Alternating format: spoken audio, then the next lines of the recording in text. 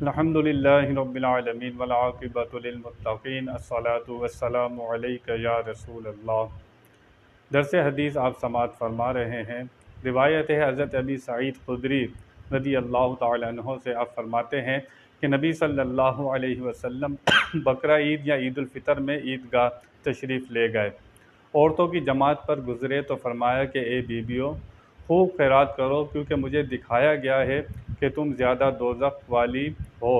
انہوں نے عرض کیا حضور یہ کیوں؟ فرمایا تم لان تان زیادہ کرتی ہو، خاوند کی ناشکری کرتی ہو، اور تم سے بڑھ کر کوئی کم عاقل، دین پر کم عامل، عقلمند آدمی کی مت کاٹ دینے والی میں نے نہیں دیکھی۔ عورتوں نے عرض کیا حضور ہمارے دین و عقل میں کمی کیوں کرے؟ فرمایا کہ کیا یہ نہیں ہے کہ عورت کی گواہی مرد کی گواہی سے عادی ہے؟ عرض کیا ہاں۔ فرمایا یہ عورت کی عقل کی کمی ہے۔ فرمایا یہ درست نہیں کہ عورت حیض میں روزہ نماز ادا نہیں کر سکتی؟ عرض کیا ہاں۔ فرمایا یہ اس کے دین کی کمی ہے۔ حدیث پاک میں نبی کریم صلی اللہ تعالی وسلم نے دوزخ میں جو عورتیں جائیں گی، زیادتی کے ساتھ جائیں گی، زیادہ جائیں گی، اس کا سبب بیان فرمایا۔ فرمایا ایک لان تان کرنے والی ہوں، اس لیے لعنت ملامت سے منع فرمایا کہ لان تان کرتے رہنا، برا بھلا بولتے رہنا، اس سے شریعت نے منع فرمایا ہے، یہ دوزخ میں ایک جانے کا سبب بتایا۔ دوسرا فرمایا کہ شوہر کی ناشکری ہوتی ہیں، شوہر جتنا مرضی کر دے لیکن کسی ایک بات کو پکڑ کر بیٹھ جاتی ہیں۔ کہنے والے نے کہا کہ 100 کام کر دیے اور ایک کام نہیں کیا، تو وہ اسی کو لے کر بیٹھی رہے گی کہ تم نے میرا فلاں کام نہیں کیا تھا۔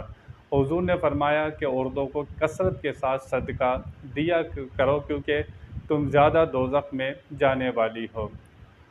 دوزخ میں داخلہ ہوگا حساب کتاب کے بعد جب قیامت برپا ہوگی، لیکن نبی کریم صلی اللہ تعالی وسلم کے لیے اللہ تعالیٰ کی عطا سے جس طرح آپ اپنے حال کو دیکھتے ہیں، اسی طرح آپ اپنے ماضی کو بھی دیکھتے ہیں اور مستقبل کو بھی دیکھتے ہیں۔ یہ نبی کریم صلی اللہ تعالی وسلم کو اللہ تعالیٰ نے کمال عطا فرمایا ہے کہ آپ کے لیے تینوں زمانے ایک جیسے ہیں، ماضی، مستقبل اور حال۔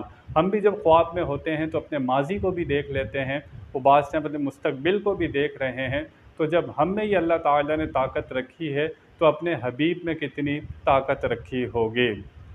اس لیے فرمایا کہ اس کے عقل کی کمی یہ ہے کہ اس کی گواہی کو عادی گواہی کہا گیا۔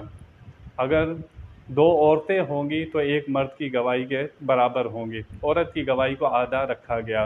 حیض و نفاس کے زمانے میں اس پر نماز تو معاف کر دی گئی ہے، روزے کی بعد میں قضا ہے، یہ اس کے دین کی کمی ہے۔ تو نبی پاک صلی اللہ تعالی وسلم نے اس میں عورتوں کو متنبہ کیا کہ میں نے دوزخ میں زیادہ عورتوں کو دیکھا ہے، اس کا سبب بھی بتا دیا۔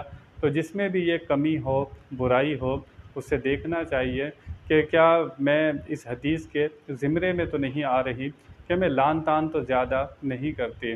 جب لان تان کی جائے تو وہ دوزخ میں جانے کا سبب ہے۔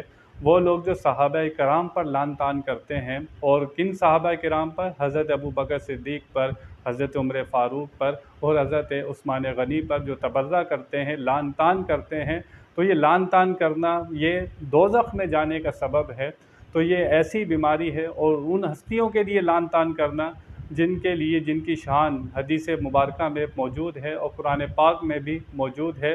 صحابہ کرام سے اللہ تعالیٰ راضی ہے، رضی اللہ تعالیٰ عنہم ورضوا عنہ، ان کے لیے اللہ تعالیٰ نے واضح فرما دیا کہ اللہ ان سے راضی ہے۔ تو جب اللہ ان سے راضی ہے، جو ان پر لان تان کرتا ہے وہ اپنے ہی انجام کی فکر کرے۔